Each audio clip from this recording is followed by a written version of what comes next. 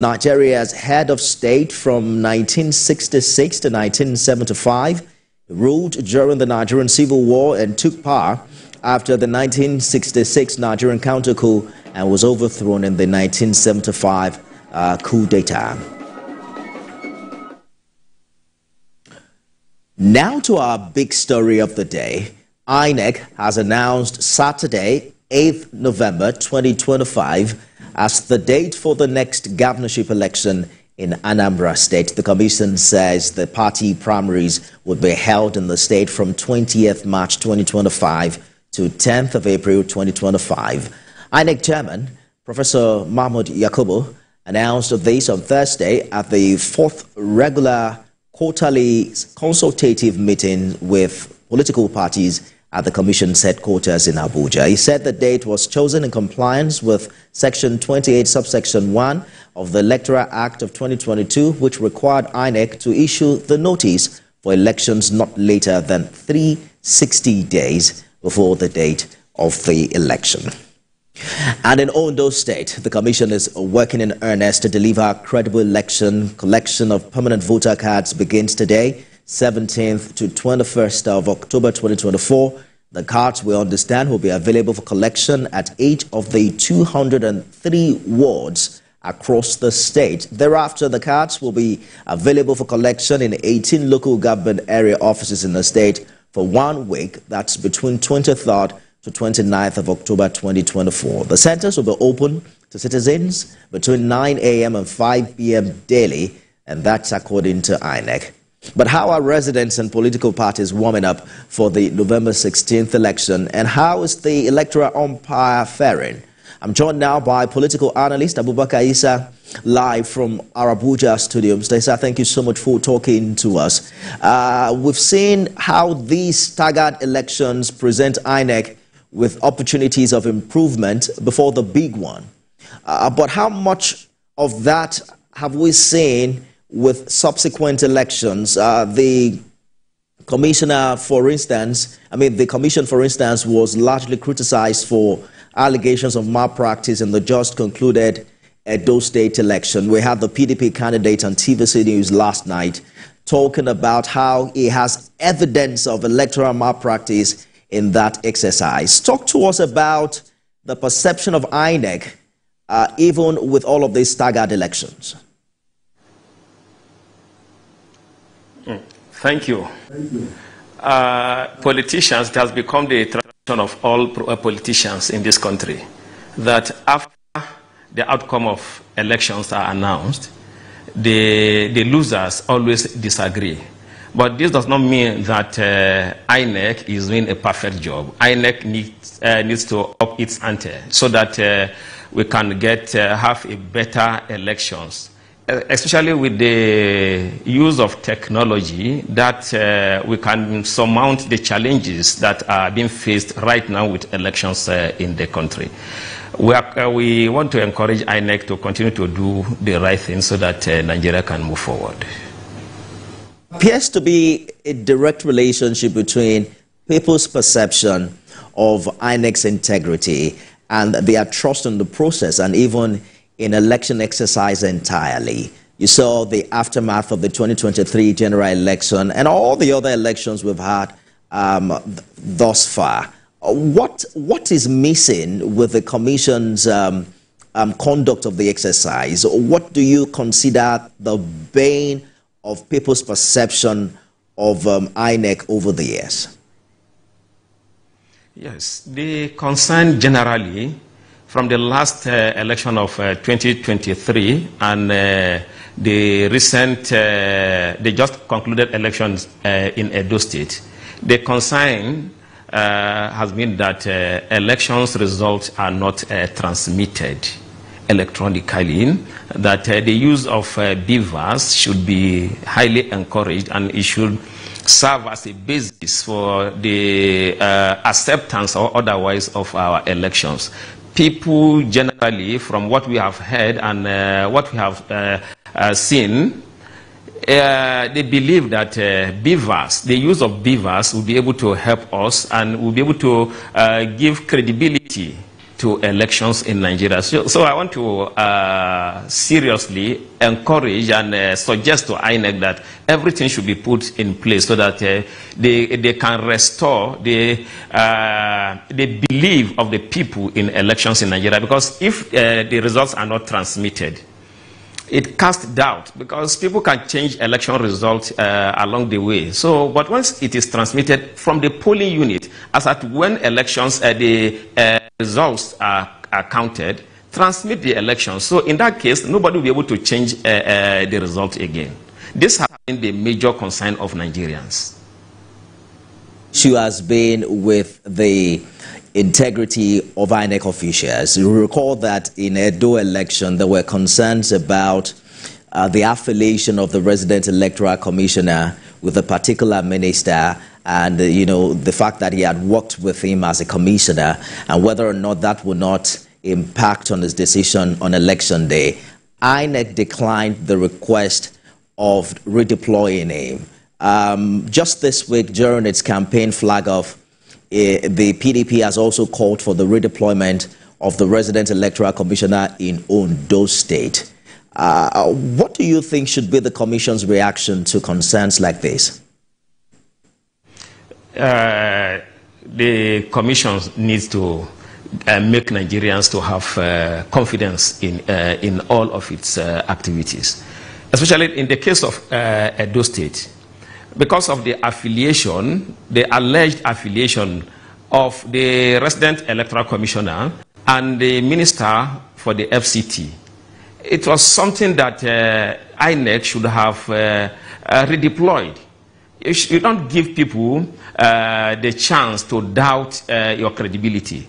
It affects the outcome of the election. So once any political party is not comfortable based on clear allegations that can be substantiated, then what INEC needs to do is to redeploy, because you have more hands in INEC that can do the job, so that at the end of the day, you don't give the party the chance to cast doubt in the outcome of the elections. So I think INEC needs to look at it very well, so that people can have confidence in the outcome of the elections in Nigeria, because the elections, the outcome will determine whatever happens after the results are declared. I remember having a conversation with the rec in Edo at the time, and he mentioned that, yes, I am Wiki's cousin, but that doesn't stop me from working for INEC, and that he's a professor in his own right who has his integrity to protect. And it went on by saying there was no provision within the law that requires that he doesn't work for INEC based on his affiliation with a politician. We're going to talk about how this is impacting the Ondo election, especially with concerns raised with the resident electoral commissioner. But that will be after this break. How is INEC preparing to ahead of the Ondo State governorship election next month, especially with concerns that have now been raised by the People's Democratic Party with the integrity of its resident electoral commissioner? Abubakar Isah, political analyst, is live with me. He joins us live from our Abuja studio. Thank you for staying the course on the program. PDP is talking about the origin of the woman in question, citing it as a cause for concern. I had the publicity secretary of PDP in Ondo on the show yesterday, saying that they have evidence that the woman is meeting with the Ondo State governor, even though he couldn't prove it beyond that statement yesterday. How critical are these allegations, especially when you hear the Oyo State governor saying that they intend to see this to some logical conclusion? It is laughable.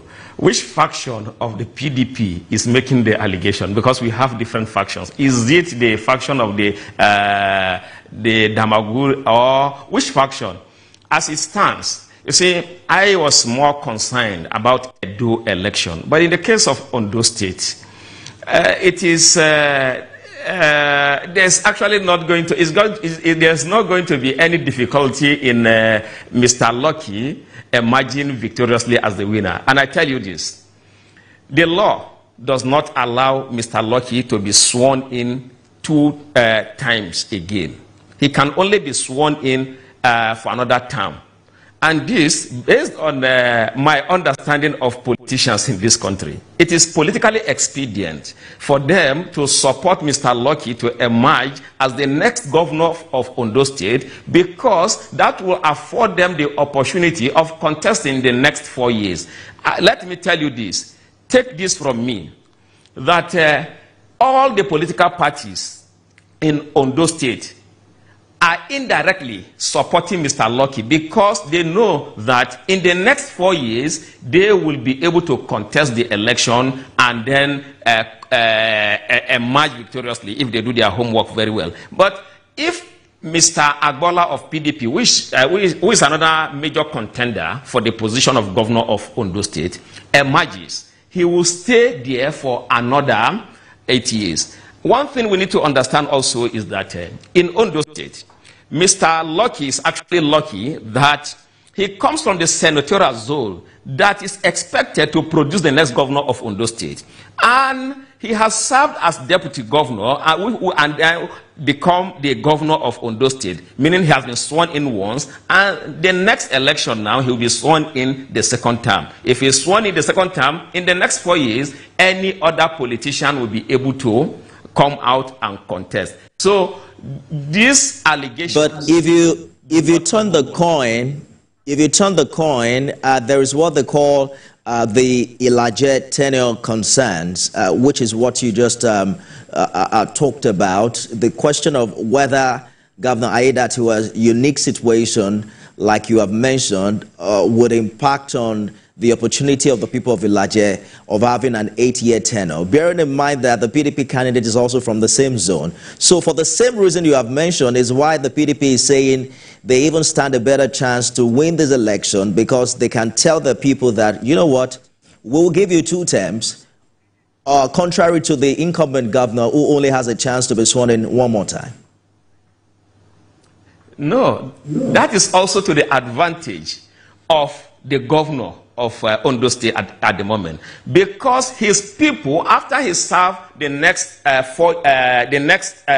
term of 4 years, his people can also put up argument that yes, no, our son did only 4 years, so we need to also complete our term of office, and then somebody from his own can also contest again, and if he's popular, he can still win. So in all situations, everything favors Mr. Lucky, and his name is Lucky, and he's actually very lucky. So there's nothing for anybody to say. In the case of Ondo State, it is going to be a ceremony.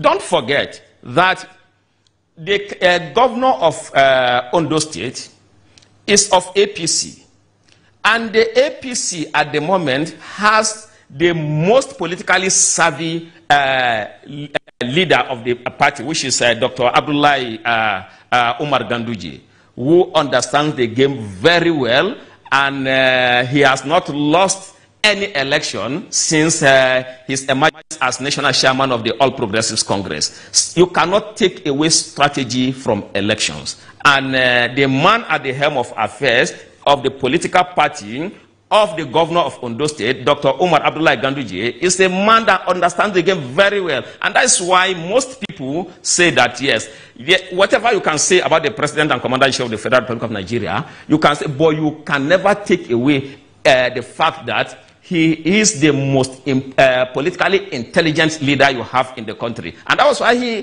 picked somebody who understands the game, supported him as national chairman. So, very interesting observation and school of thought. When you said he had not lost an election, I was wondering what you were saying, because he did lose perhaps the most important election when he was living as governor of Kano, and he lost to the NNPP that he even did not get as much votes, more votes than that party in the presidential election. But let us drive this down to the people of Ondo and what this means for the coming election. Are you saying that it wouldn't matter now how Governor Aiyedatiwa has performed in the past 10 months? Are you saying that the electorate will not determine who the next governor is going to be, and all of this lies in the hands of politicians who are making political calculations? Before I talk about the performance of Governor Lucky of Ondo State, let me correct the perception that the former governor of Kano State and the national chairman of APC lost in Kano State. No, he never lost. It was a strange situation in 2023 because of the performance of the former president Muhammadu Buhari. And let me tell you that the governorship election, the candidate of APC in Kano State got close to 1 million votes. We are not talking about million naira. We are talking about 1 million votes for the candidate of APC. The margin between the NNPP and that of the APC in Kano State was very slim. The governor of Kano State defeated the candidate of APC with a very slim margin. And that shows the capacity of Dr. Umar Abdullahi Ganduje. The fact that the people of the Northwest, where the former president of Nigeria came from, were very angry with the APC at that time. Because, let me tell you one thing very well, so that Nigerians will not be misled. The fact that the road from Abuja to Kano was not constructed affected the outcome of the election and so many other reasons, which is not what we are discussing for today. So, Governor Umar, the former governor... I hear you, Mr. Isah. But it's also important that we don't misinform the public.